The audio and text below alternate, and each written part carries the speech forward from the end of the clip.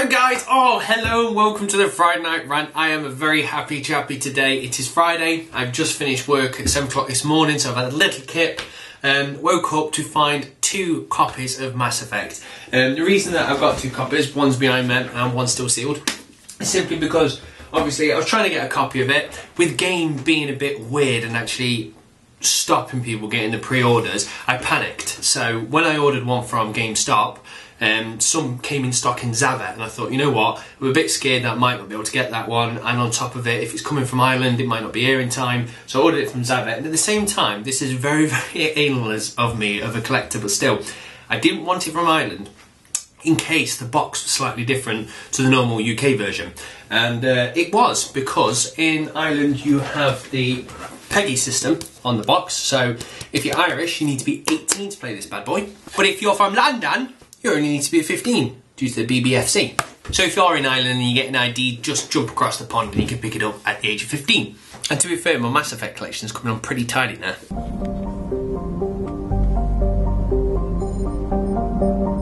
So yes, I am absolutely happy. I'm going to stick that one on eBay, and before anybody goes, oh, I can't believe you've done that, I hate people like that. I hate people who buy games to resell them. I've seen them on eBay already. Some people have got about 20 and they sell them at £120, buy it now. I'm not. I'm going to stick it on for £10 and let people bid it out. I've seen them, they're all probably going around about £60 at the moment, which means I'll probably make £2 on it, because so many people have done it now. Everybody knows if something's going to sell for quite a lot, everyone buys it, and then no one can sell it for the same kind of money anymore. But anyway, it's not bothered, don't need to justify myself. Got Mass Effect, got myself a little N7 thing that comes off, sticks back on my chest, and on top of it, I've got myself a decent drink this week.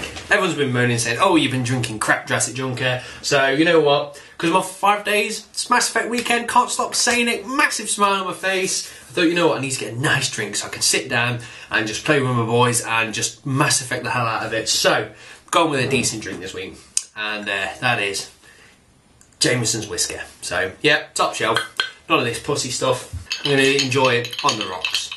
I might have just point out, this glass is come from Just Plain Ads. So, to Just Plain Ads, to you, sir, Jameson's for the win. That's nice. That's lovely. I'm going to be baked by the end of tonight. I'm so happy. So, first of all then, this week, Crytek launched a new crap. I've just realised I forgot to write the name down. Moving on. This game by Crytek has come out. I saw the trailer for it, and it was just simply showing, look, there's a new first-person shooter coming out by Crytek. So with it being Crytek, instantly I'm just like, that's a win, because I like Crytek. They're based in Nottingham as well, not the main place, but still, they're in Nottingham. I like Crytek, and I thought Crysis was a great game in the first place. So using the Crytek 3 engine, it's obviously going to be awesome. So looking off the get-go, it's on par with Battlefield 3.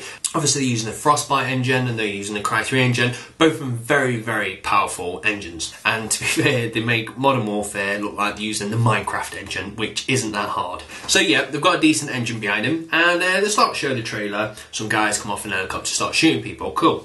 And the weird thing is, the first thing they did is they shown a guy with some heart paddles, defibrillate somebody, and then it comes up saying the word medic.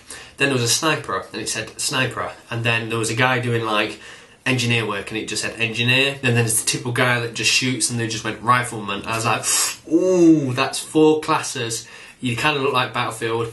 You've just taken like the Battlefield names. That's a bit bad. But because it's Crytek, I kind of didn't even judge it. I just sat back, and Joe was even here, and I says, and now they're going to do a twist and give us something different. And as I said that, this big giant mech smashes through the wall, and I just thought, awesome, to have like a first-person shooter with a bit more up-to-date, modern, crazy robotness, and I just thought, that looks pretty damn awesome. So, not loads of information out about it at the moment, but it's kind of got me interested, because I love Battlefield, I really, really do.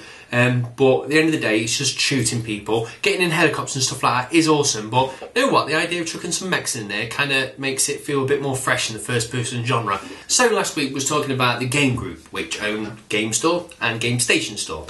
And we said that they obviously having a problem with Nintendo. They're not going to be stocking some Nintendo or maybe all Nintendo stuff. At one point, we're not 100% confirmed yet, but some Nintendo stuff's not being stocked. They're killing all EA stuff, so you won't get your Battlefields, your FIFA Streets, none of that. If you go on the site now, all that stuff's gone. And to make it even worse, they've had a bit of a tiff now with Capcom.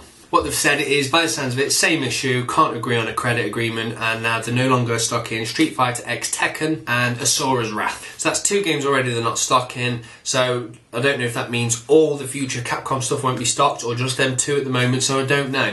Now there's a mixed rumours going around. Some people are saying that it's actually game can't afford to actually pay for the pre-orders, that's why they can't agree on some terms and they're not actually buying any games. Some other people are saying that people like EA are charging so much for the games, the game store wouldn't make a profit by selling it. Now, seeing that, I could understand if Game was the only shop and everything else is online, obviously Game would have to try and make that bit more money to actually pay for the stores and the staff.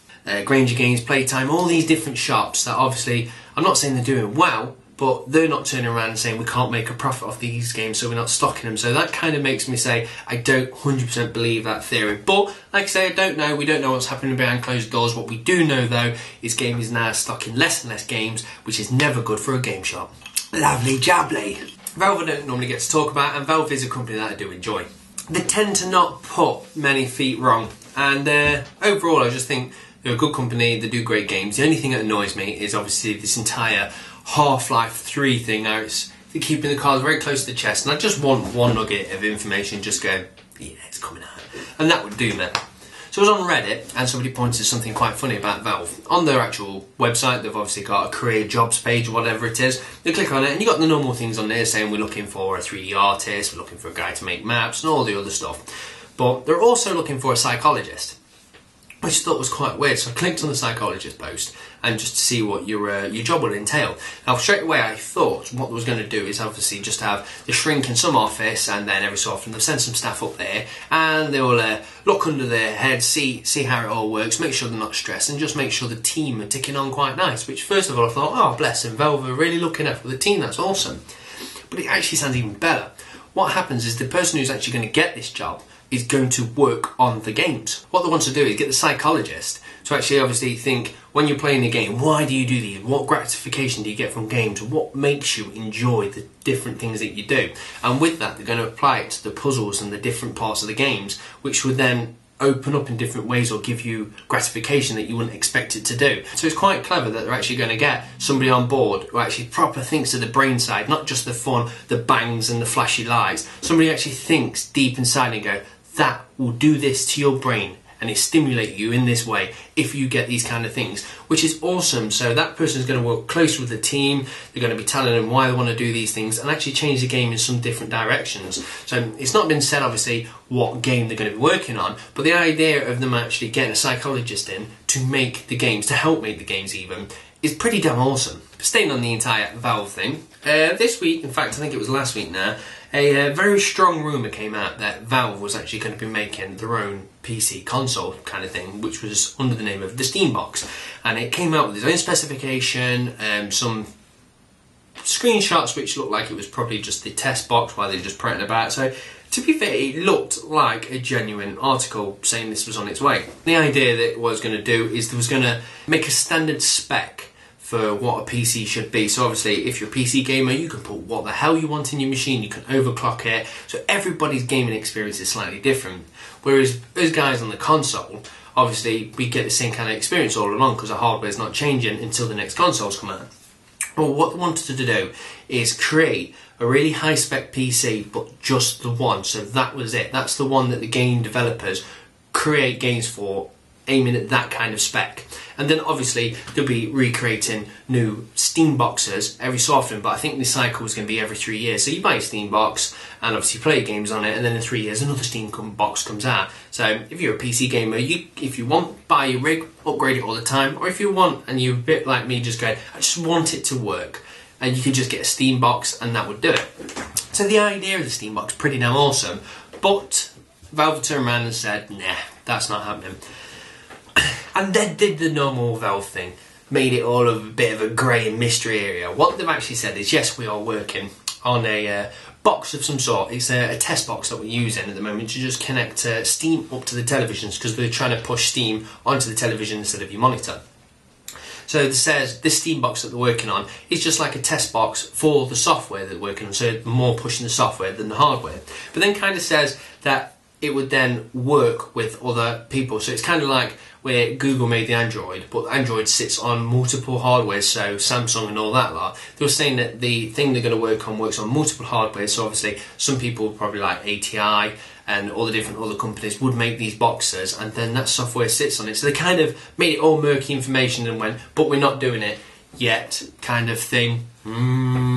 So we don't know what the hell is going on, but the only thing they did kind of say in concrete is it's not happening anytime soon. So if you are kind of contemplating next generation's coming out, do I get a Wii U, do I get the PlayStation 4 or the Xbox 3, then don't worry, because the Steambox isn't actually happening around this time. So that is it. I'm gonna get very, very merry tonight and just sit there staring at Miranda's ass. I'm a f***ing idiot. I actually thought I had nothing but ice cubes. Right, what I was trying to say before I decided to pour the rest of my whiskey down my neck, God, that stuff's strong. So when I went into work this week, they know I'm a gamer, and I was just telling the lads that what I've spent on Mass Effect, and I was kind of shocked that I spent like £120 or so. Well, to be fair, actually, Joe brought one collector's edition, I brought the other one as a backup, but as a whole, there's £120 spent on collector's editions. I was kind of shocked. I was like, how can you spend that kind of money on games? And to me, be fair, to me it's justifiable. It's like, what, £59 or so for a collector's edition. You get really cool stuff in it. Fair enough, this isn't the most amazing collector's edition, but when you are a collector and you love a particular game, you want everything for that game, so sometimes money's no object if you like that game. So the question of the week is, what game series is money's no object when it comes down to buying games? And that is it, guys. I'm going to tuck down this whiskey, play some Mass Effect, and eventually this smile may disappear from my face. Sorry, I'm eating an ice cube. Guys, thank you very much. Enjoy your weekend. I bloody am. See you later, guys. Bye.